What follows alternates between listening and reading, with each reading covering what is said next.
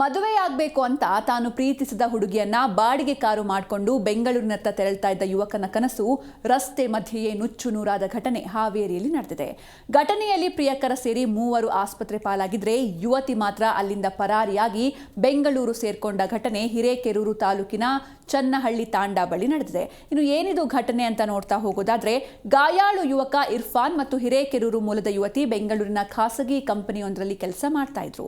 ಅಲ್ಲಿಯೇ ಅವರಿಬ್ಬರ ನಡುವೆ ಪರಿಚಯವಾಗಿ ಪ್ರೀತಿ ಅಂಕುರಿಸಿತ್ತು. ಇಬ್ಬರು ಮದುವೆಯಾಗಲು ನಿರ್ಧರಿಸಿದ್ರು. ಇತ್ತ ಯುವತಿ ಇತ್ತೀಚೆಗೆ ಜಾತ್ರೆಗಾಗಿ ಹಿರೇಕೆರೂರಿನ ತನ್ನೂರಿಗೆ ಬಂದಿದ್ಲು. ಆಕೆಯನ್ನ ಅಲ್ಲಿಂದ ಕರೆದುಕೊಂಡು ಹೋಗಿ ಮದುವೆಯಾಗಲು ಇರ್ಫಾನ್ ಪ್ಲಾನ್ ಮಾಡಿದ್ದ. ಇದಕ್ಕಾಗಿ ತನ್ನ ಸ್ನೇಹಿತರಾದ ಚಂದ್ರು ಮತ್ತು ಗುರುರಾಜ್ ಅವರ ಜೊತೆಗೆ ಬಾಡಿಗೆ ಕಾರ್ನಲ್ಲಿ ಊರಿಗೆ ಬಂದಿದ್ದ ಇರ್ಫಾನ್ ಯುವತಿಯನ್ನ ಕರ್ಕೊಂಡು ಬೆಂಗಳೂರಿನತ್ತ ಪ್ರಯಾಣ ಬೆಳೆಸಿದ್ದ. ಯುವತಿಯ ಪೋಷಕರು ಬೆನ್ನಟ್ಟಬಹುದು ಎಂಬ ಭಯದಲ್ಲಿ ಯುವಕರು ವೇಗವಾಗಿ ಕಾರು ಚಲಾಯಿಸ್ತಾ ಇದ್ರು ಎನ್ನಲಾಗಿದೆ.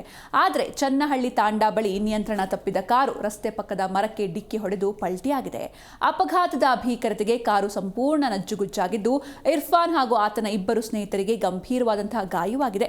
ಕಾರಿನ ಹಿಂಬದಿಯ ಸೀಟ್ನಲ್ಲಿದ್ದ ಯುವತಿ ಅದೃಷ್ಟವಶಾತ್ ಪ್ರಾಣಾಪಾಯದಿಂದ ಪಾರಾಗಿದ್ದಾಳೆ. ಇನ್ನು ಆಕ್ಸಿಡೆಂಟ್ ಆಗ್ತಾ ಇದ್ದಂತೆ ಸ್ಥಳೀಯರು ರಕ್ಷಣೆಗೆ ಧಾವಿಸಿದ್ದಾರೆ. ಈ ವೇಳೆ ಜನರ ಗುಂಪು ಸೇರೋದನ್ನ ಕಂಡು ಮರ್ಯಾದೆಗೆ ಅಂಜಿ ಯುವತಿ ತನ್ನ ಪ್ರಿಯಕರನ್ನ ಅಲ್ಲಿಯೇ ಬಿಟ್ಟು ಅವರಿವರ ಬಳಿ ಲಿಫ್ಟ್ ಕೇಳಿ ಬೆಂಗಳೂರು ಬಸ್ ಹತ್ತಿ ಮನೆ ಸೇರಿದ್ದಾಳೆ. ಸದ್ಯ ಗಾಯಾಳು ಯುವಕರು ಆಸ್ಪತ್ರೆಯಲ್ಲಿ ಚಿಕಿತ್ಸೆ ಪಡಿತಾ ಇದ್ದಾರೆ.